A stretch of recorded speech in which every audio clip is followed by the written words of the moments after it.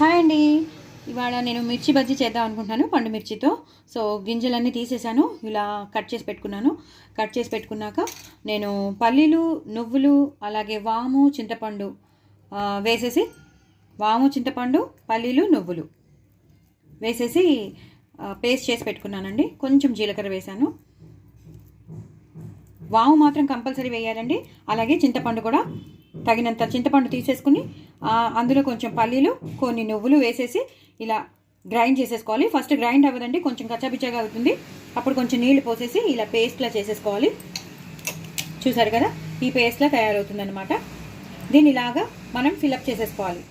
ఇలా అన్నీ మనం ఫిల్అప్ చేసేసుకున్నాక, ఒక నిమిషం నేను ఇది చూపిస్తాను మీకు. ఇలా మనం మళ్ళీ ఇంకోటి చూపిస్తున్నాను. ఇలా కట్ చేసి పెట్టుకున్న దాంట్లో మళ్ళీ ఇలా మనం అంతా, నేను మీకు మళ్ళీ చెప్తున్నానండి, నువ్వులు, పల్లీలు, చింతపండు, వాము, అంతేనండి, ఇంకేం వేయక్కర్లేదు. వేసేసి ఇలా మొత్తం లోపలికి అది వెళ్ళేటట్టు మనం స్టఫ్ చేసి పెట్టుకోవాలి. అలా మీరు ఎన్ని చేసుకోవాలో అన్ని చేసేసుకున్నాక అప్పుడు దీన్ని ఇలాగా మనం డిప్ చేసుకుంటాం అనమాట. ఈ దాంట్లో ఫర్ ఎగ్జాంపుల్ ఇది చేసేసాం కదా, దీన్ని ఇలాగా మనం డిప్ చేసుకుని మనం వేసేస్తాం. వేసేటప్పుడు నేను మీకు ఎలాగో చూపిస్తాను, సో మీకు చూపించడానికి. సో ఇదంతా అయిపోయాక మళ్ళీ ఇంకొకసారి మనం ఒక చిన్న ఘాటు పెట్టుకుని అప్పుడు మనం ఇక్కడ ఉన్నాయి చూసారా, ఉల్లిపాయలు, కొత్తిమీర, ఇంకా పచ్చిమిరపకాయలు వేయలేదు, ఘాటు వచ్చేస్తుంది తినలేరని. ఓన్లీ ఉల్లిపాయలు, పచ్చిమిరపకాయలు, ఇలా సన్నగా తరిగి పెట్టుకున్న ఉల్లిపాయలు, కొత్తిమీర, పచ్చిమిరపకాయలు కాదండి, ఇందాక నుంచి పచ్చిమిరపకాయలు అంటున్నాను. పచ్చిమిరపకాయలు అంటే అందరికీ చాలా ఇష్టం కదా, అందుకు ఎక్కువ సార్లు మనకి పచ్చిమిరపకాయలు వచ్చేస్తుంది. సో ఉల్లిపాయలు, కొత్తిమీర అంతే, పచ్చిమిరపకాయలు వేయట్లేదు. దాంట్లో నిమ్మరసం పిండేశాను, సో దట్ కారం ఉన్న మొత్తం అంతా కారం లేకుండా ఉంటుంది. యాక్చువల్లీ ఇదే మనకి కారం లేకుండా చేసేస్తుంది, ఎందుకంటే ఆ పల్లీల్లో ఉన్న తీపి, నువ్వుల్లో ఉన్న తీపి కలిపేసి మనకి ఆ మిర్చి బజ్జీ అనేది కారం లేకుండా చేస్తుంది అనమాట. సో నేను అన్నీ స్టఫ్ చేసుకున్నాక, కొన్ని స్టఫ్ చేసుకున్నాక ఒక వాయి వేస్తుంటే మీకు చూపిస్తాను. సో ప్యాన్ పెట్టేసుకున్నానండి. నేను ఇందాక మీకు ఎలా స్టఫ్ చేయాలో చూపించేశాను. సో బ్యాటర్ కూడా ఎలా చేయాలో తెలుసు కదా అందరికీ. మిర్చి బ్యాటర్ అదే శనగ మనం బజ్జీలు వేసుకునే బ్యాటర్ మీకు తెలుసు కదా. సో అందులో నేను ఉప్పు, కారం, కొంచెం పసుపు, కొంచెం జీలకర్ర వేసాను. వేసేసి ఇలా చిక్కగా మనకి బజ్జీల పిండిలా తయారు చేశాను అనమాట. దీన్ని ఇప్పుడు నేను ఇలా దింపేస్తాను. అలా మనం చేసి పెట్టుకున్నవన్నీ దింపేయాలండి. చక్కగా అంతా కోట్ అయ్యేటట్టు చూడాలి, మొత్తం బజ్జీకి అంతా కోట్ అయ్యేటట్టు చూడాలి. సో ఇలా మిర్చి బజ్జీలు ఉండాలి, ఆ మిర్చియే బజ్జీ మిర్చిలే ఉండాలని రూల్ లేదండి. మనకి ఇలాంటి బజ్జీలు ఉన్నా సరే లోపల మాత్రం గింజలు తీసేసేయండి, కారం ఉండదు. గింజలు తీసేసి ఇలా మొత్తం కోట్ అయ్యేటట్టు చేస్తే మాత్రం సూపర్ ఉంటాయండి. ఇలా ఇందులో ఎన్ని పడితే అన్నండి, నేను ఇంకొకటే వేస్తాను, ఎందుకంటే మరి సరిపోదు కదా.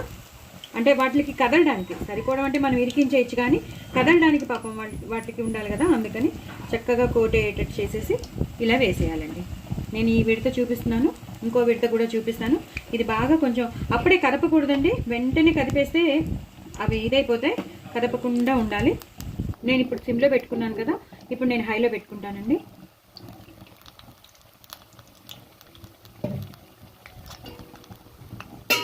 చాలా చాలా బాగుంటాయండి. దయచేసి నా ఛానల్ సబ్స్క్రైబ్ చేసుకోండి, సపోర్ట్ చేయండి. విష్ యూ హ్యాపీ భోగి అండి అందరికీ. ఇది కొంచెం లేట్గా రావచ్చు, అదేంటి అని అనుకోవద్దు. నేను ఇవాళ మీకు చేసి చూపిస్తున్నాను, ఇది ఎడిట్ చేసి రావడానికి కొంచెం లేట్ అవుతుంది. భోగినాడు ఇవ్వకుండా ఇప్పుడు వచ్చింది ఏంటి వీడియో అనుకోవద్దండి, కొంచెం లేట్ అవ్వచ్చు, అందుకు చెప్తున్నాను. సో ఇలా చాలా మంచి వాసన వస్తుందండి. లోపల నేను ఆ స్టఫ్ వేసాను కదా, పల్లీలు, నువ్వుల, చింతపండు, అలాగే వాము, అది సూపర్ ఉందండి. కొంచెం వేగాలి, అస్సలు తొందరపడద్దు, తొందరపడితే కష్టం. చాలా చాలా బాగుంటాయి.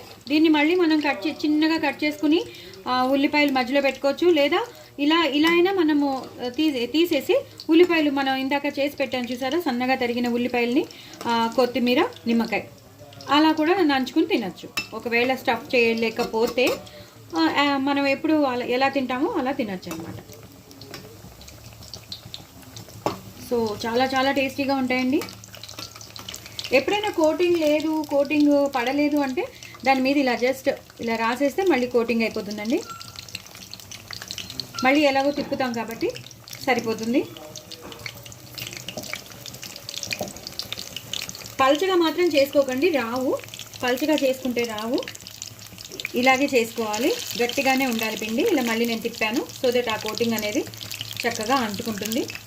అంటే అది కూడా ఫ్రై అవుతుంది. ఇందాక మళ్ళీ వేసాను కదా కోటింగ్. సో చూసారు కదా ఎంత బాగున్నాయో. బయట ఇది కట్ అయింది, పర్వాలేదండి. ఇక్కడే మనం ఉల్లిపాయలు పెట్టేసుకోవచ్చు. మీకు ఇక్కడ బ్రేక్గా కనిపిస్తుంది కదా, ఈ ప్లేస్లో మనం ఉల్లిపాయలు పెట్టేసుకోవచ్చు అనమాట. సో ప్రాబ్లమే లేదు, చక్కగా మనం అనుకున్నట్టే అవుతున్నాయి. వెరీ వెరీ టేస్టీ అండి. డూ ట్రై ఇట్ అండి. మన ఇంట్లో ఉన్నట్టే మన ఇంట్లో ఉన్న వాటితోనే మనం ఈజీగా చేసేసుకోవచ్చు. ఎటొచ్చి మనకి ఐడియా రావాలంతే. అందుకే నేను లోపలున్న గింజలు తీసేసాను. సో కారం ఉండకూడదని. చూసారు కదా ఇందాక నేను వేసిన స్ప్రెడ్ చేశాను, ఇక్కడ కనిపిస్తోందని, అంటే పట్టలేదని. అదంతా వేగిపోయింది. సో ఇలా తీసి పెట్టేసుకోవాలి. కరెక్ట్ కలర్ వచ్చేసిందండి. నేను పక్కన ఒక గిన్నెలో పేపర్ వేసి పెట్టుకున్నాను. టిష్యూ పేపర్ అయినా వేసుకోవచ్చు, మామూలు పేపర్ అయినా వేసుకోవచ్చు. అలా ఒక్కొక్కటిగా తీసేస్తాను. కొంచెం వేగాలి, కొంచెం వేగితే తీసేసుకోవచ్చు మనం. చాలా చాలా టేస్టీగా ఉంటాయి. పెద్ద పెద్దవి కదండి, మనం పండు మిర్చితో చేసినాం కాబట్టి పెద్ద పెద్ద వస్తాయి. నేను ఇందులోనే చిన్నవి ఇంకా ఎన్నుకున్నాను.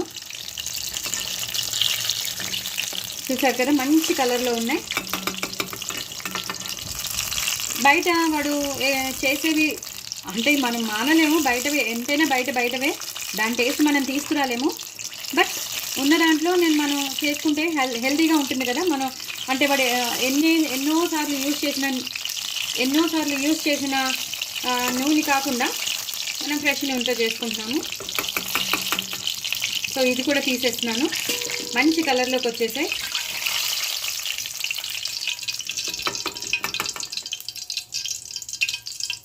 ఇంకొక వాయి వేసి మీకు చూపించేస్తానండి.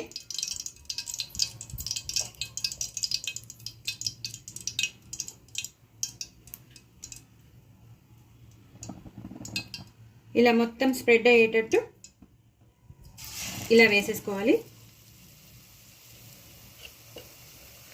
ఇలా మొత్తం స్ప్రెడ్ అయ్యేటట్టు వేసేసుకుంటే బజ్జీలు బాగుంటాయి.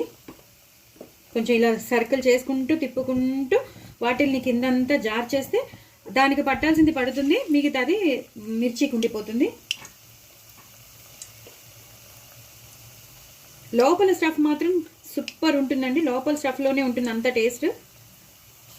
ఇలా వేసుకోవాలి. చూసారా ఎంత బాగా వస్తున్నాయో మిర్చి బజ్జీలు. మనకి ఎప్పుడైనా తినాలని అనిపించినప్పుడు ఇలా చేసేసుకోవచ్చు.